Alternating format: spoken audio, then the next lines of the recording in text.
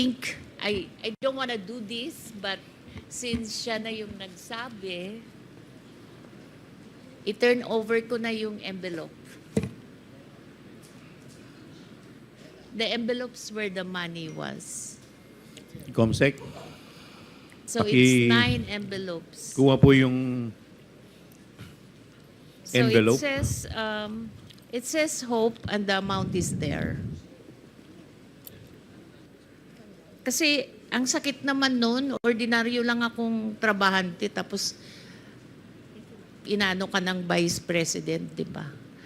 It's very painful. Ma'am, ilang taon na po kayo? I hope you don't mind.